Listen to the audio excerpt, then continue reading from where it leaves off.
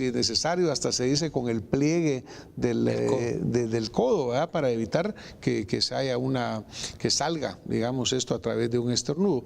Eso es bien clave y fundamental. Si se usa un Kleenex o un papel para sonarse, es bueno descartarlo y, si posible, también quemarlo para evitar que suceda. Hay que hidratarse muy bien también, eso es fundamental. Dolor de cabeza, pues acetaminofén, tomarlo, y sobre todo mantener todas estas precauciones. Doctor, al tenor de las circunstancias que se han dado en nuestro país, de las muchas cosas que podemos contar acerca del sistema hospitalario público del país, realmente el sistema hospitalario del país está preparado en caso las cosas, esperamos que no, ¿verdad? Y esperamos que tampoco pues salga de lo que es normal. ¿Estamos preparados para cualquier contingencia? Hoy tuvimos la oportunidad, licenciado, y vamos a pedirle un día un espacio acá para venir a visitarlo, claro, y tocar el tema, porque el día de hoy presentamos ante los medios, ante las partes directivas de la comunidad médica, un diagnóstico que hicimos. Ese es un diagnóstico que fue como un corte, digamos, al 28 de febrero de la situación en que encontramos nosotros la salud pública en Guatemala. Algunas figuras dramáticas que me gustaría comentarle. Por ejemplo, nosotros para poder tener una medicina adecuada debemos de enfocarnos en la prevención. Sin embargo, en este momento el 70 o 80% del recurso se está perdiendo en la parte curativa. Recuérdese que, como dice el dicho popular, es mejor prevenir que tener que curar. En la palabra misma del Ministerio de Salud Pública y Asistencia Social es preventivo. Sin embargo, en este momento y a través de muchos años de, diría yo, no orientarnos adecuadamente, estamos enfocados en medicina curativa. Tenemos que ir y fortalecer la parte de la prevención, el sistema primario de salud, que son los puestos de salud, los centros de salud, y evitar que una enorme cantidad de gente que puede ser tratado en ese nivel vaya a sobrecargar los hospitales. A veces vemos a través de los medios hospitales con emergencias llenas, intensivos llenos, y que están prácticamente sobrecargados. Entonces, hay que fortalecer el sistema primario. Pero todo esto tiene y necesita recursos. En este momento, en la salud pública en Guatemala estamos recibiendo el 1.08 del Producto Interno Bruto.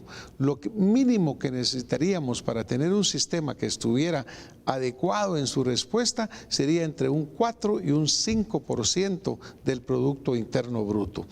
¿Por qué menciono esas cifras, licenciado? Actualmente nuestro presupuesto son 4.435 millones de quetzales. Deberíamos de tener entre 13 y 14.000 millones de quetzales para poder tener un sistema en el cual en el puesto de salud haya un médico, haya un enfermero, haya un apoyo de personal, y este puesto de salud tenga con qué tratar al paciente. Y eso sin quitarle el tema de transparencia, ¿verdad, doctor? Totalmente. Obviamente no le podemos, apenas acaba usted de tomar el ministerio, no le podemos endilgar a usted ciertas situaciones, pero todos sabemos que el ministerio pues ha sido acusado reiteradamente y señalado por pues, compra de medicinas en determinadas condiciones con sobreprecio. Claro. Luego las medicinas las andan vendiendo alternativamente fuera. Robo de medicinas, un descuido total en ese sentido, la transparencia. Desafortunadamente, licenciado, mire, usted sabe perfectamente muy bien que la línea del gobierno del presidente Otto Pérez, la línea nuestra en lo personal, es una línea de total transparencia. La orden que hemos dado en el ministerio es que tenemos que limpiar absolutamente cualquier cosa que pueda señalar corrupción. Sin embargo, esto no quita la realidad de que, por ejemplo, nosotros en el sistema ideal, de acuerdo a estándares internacionales, uno debería tener 25 profesionales de la medicina por cada 10.000 habitantes de un país. Esto para hablar de un estándar. En Guatemala tenemos 11 profesionales de la salud por cada 10.000 habitantes. Y a esto se agrega que tenemos esto mal orientado, porque lo tenemos más en áreas que no son la prevención, y ahí es donde tendríamos nosotros que trabajar, en reorientar el personal que tenemos en este momento. Entonces, más allá de la transparencia, que como le digo es fundamental en nuestra administración, desde la presidencia hasta el último de los funcionarios y ministerios, hay cosas que no podemos negar, ¿verdad? Tenemos un sistema colapsado. En Guatemala hay 1.101 puestos de salud, pero si uno va a ver la realidad, ni el 40% de ellos están funcionando a un 70%, carentes de todo, no han tenido mantenimiento en años. Hicimos una evaluación y menos del 30% habían tenido remozamiento o mantenimiento en 5 años. Cuando visitamos los hospitales, tengo por ejemplo hospitales que el Hospital General, que es de los más grandes de Guatemala, hay una caldera que tiene 30 años de estar ahí funcionando, pero agravado por el hecho que ha tenido un mantenimiento muy malo. Es decir, hay una infraestructura sumamente dañada. Volviendo a la influenza H1N1, también tenemos un cuadro que quisiéramos presentar acerca de la población en riesgo. Usted ya lo dijo en parte de esta entrevista, pero quisiéramos revisar ese cuadro y si hay algo que agregar, pues también que usted nos dijera. Los niños de 6 meses a 2 años obviamente están en una situación de riesgo bastante importante en cuanto a este tipo de influenza. Los adultos mayores de 65 años, los pacientes con afecciones pulmonares, pacientes con afecciones cardiovasculares, pacientes con enfermedades metabólicas e insuficiencia renal, niños o adolescentes bajo terapia prolongada con aspirina, pacientes inmunodeficientes, embarazadas en el segundo o tercer trimestre de gestación y niños nacidos prematuramente. Aquí, digamos que englobado ahí es donde se pueden producir las muertes. Esa es la mayor parte, ¿verdad? Obviamente son las, como usted muy bien lo menciona, y creo que lo habíamos mencionado anteriormente, es la posición vulnerable, ¿verdad? Son aquellos más expuestos o más debilitados. Pero aquí tendríamos que incluir algo que usted mencionó muy bien, y son estos determinantes de la salud que desafortunadamente tenemos en Guatemala. Tenemos desnutrición en una forma muy severa. En niños menores de 5 años el dato de 50%, pero en general hay una desnutrición crónica sumamente marcada. Y esto pues obviamente nos hace más vulnerables. Tenemos problemas como el hecho de que nuestras aguas, el 90% son aguas contaminadas. De acuerdo a los diferentes análisis y diferentes estudios, el 90% del agua en Guatemala está contaminada. 40 o casi 50% de la población no tiene acceso a un agua potable debidamente entregada. Muchos de ellos tienen que acarrear el agua. Le cuento que aún en nuestros puestos de salud, casi 40% de esos puestos de salud no tienen agua fluida, tienen que acarrear el agua de fuentes que ya están contaminadas. Ese es otro determinante de la salud sumamente importante. Desechos por todos lados. Guatemala tiene unas enormes áreas de basureros. Cuando tuvimos este brote que hubo ahí en Pueblo Modelo, en Zacapa, hicimos una visita con el señor presidente y obviamente fuimos a encontrar lo que desafortunadamente encontramos en muchos lugares de Guatemala.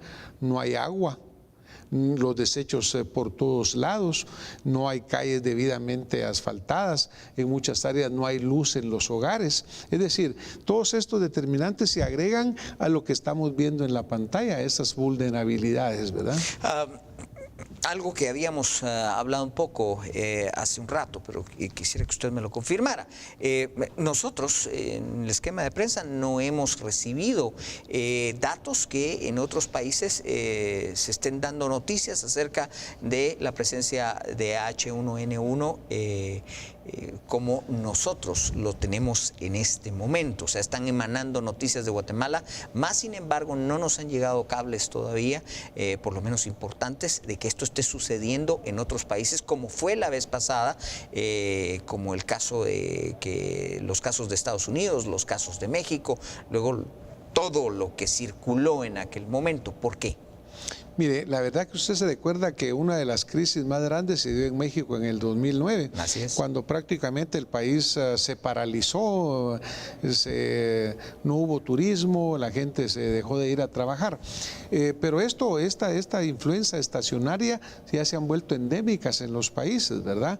Ya no es que aparezcan, sino que ya viven con nosotros, que es lo que usted me preguntaba hace un momento, si esto se va a seguir presentando, se va a seguir dando, definitivamente sí. Ya son endémicas. Ahora, ¿está viviendo más con nosotros que con otros lados? No, definitivamente en México hay diferentes reportes. Hemos visto también, por ejemplo, que se hablan ahí de 5,000 casos, por ejemplo. Este año, recientes. Este año sí, 219 pacientes fallecidos también, de acuerdo a la Secretaría de Salud de México. Son datos que, pues obviamente, dependiendo del tamaño de las poblaciones, pues pudieran irse en alguna forma comparando. También tenemos casos de esto en Centroamérica, en Honduras, en El Salvador. Cuando acá sí hay en parte, cuando empezó esta crisis acá, nosotros buscamos la existencia de vacuna y no encontramos ni en El Salvador ni en Honduras, había disponibilidad tampoco. Hablamos con el ministro de Salud de estos países y no nos apoyaron porque ellos tampoco tenían. En México estuve hablando con el señor secretario de Salud y ellos nos apoyaron con 3,000 dosis de vacuna. También Venezuela nos envió 3,000 dosis de vacuna. Las de Venezuela ya entraron y nos están apoyando para empezar esta vacunación. Nosotros logramos a través de OPS que se adelantara el envío que había sido programado en la administración anterior para octubre, pero está entrando ahora en 2 a 3 semanas, porque queremos empezar ese esquema de vacunación mucho más rápido.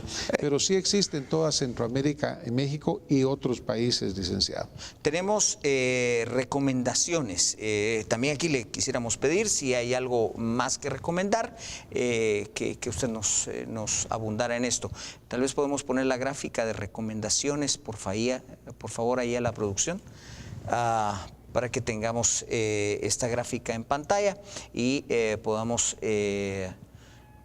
trabajar esto. Sí, esta parte de la recomendación es muy importante, licenciado. Aquí las tenemos en este monitor, perdón. Primero, evitar el contacto directo con las personas con fiebre, tos o catarro. O sea, cualquier persona que veamos sospechosa, pues hay que evitar el contagio. Tal vez si la podemos pasar más lento, por favor, porque nos comimos ahí la segunda. A ver, vamos a pasarla nuevamente, porque vamos un poco rápido con las recomendaciones y eso es algo muy importante. Vamos a pasar nuevamente la gráfica. Ok, aquí la tenemos nuevamente. Evitar el contacto directo con personas relacionadas con la fiebre. Lavarse las manos o utilizar alcohol en gel o líquido antibacterial. Tratar de no tocarse la boca ni los ojos. Ventilar los lugares habitados. Es otra de las recomendaciones importantes. Taparse la boca y la nariz al estornudarse, al toser o con un pañuelo desechable o con el pliegue del codo. Evitar los besos, dar la mano al saludarse con personas que padezcan fiebre, tos o catarro. ¿Alguna otra cosa podríamos agregar ahí, doctor? Yo diría que básicamente es eso, ¿verdad, licenciado? Obviamente evitar la contaminación o la diseminación a través de estornudar y hacer que esto se difunda más. Al lavarse las manos es por el hecho de que uno, si se toca, pues va a contaminar a alguien más al dar la mano, al tocar un escritorio, al tocar cualquier cosa. Por eso dice, mire, lávese las manos frecuentemente. Y obviamente lo que mencionabas hace un momento, mire, evitar el contacto con personas que pudieran tener esta sintomatología. Y por otro lado, a la persona que tenga esta sintomatología, recomendable, como le digo, quedarse en casa, descansar, hidratarse, alimentarse bien, no en un lugar cerrado y falto de ventilación, sino que al revés, ventilarse y abrirlo. Pero creo que el cuadro que ustedes han enseñado ahí es exactamente lo que tenemos que hacer. Doctor, ya para terminar, se nos ha ido el tiempo, pero para terminar, ¿estoy en lo correcto? Corríjame usted. Al decir, tranquilos, la situación realmente no es de alerta para la población, es una situación normal. Se da esto comúnmente, siempre se ha dado, muertes por gripe siempre han habido. La alerta es en la parte institucional, en los hospitales. ¿Es así o me equivoco? Yo diría que en general sí. Quienes debemos de estar alerta y estamos alerta es el Sistema Nacional de Salud, desde la detección epidemiológica.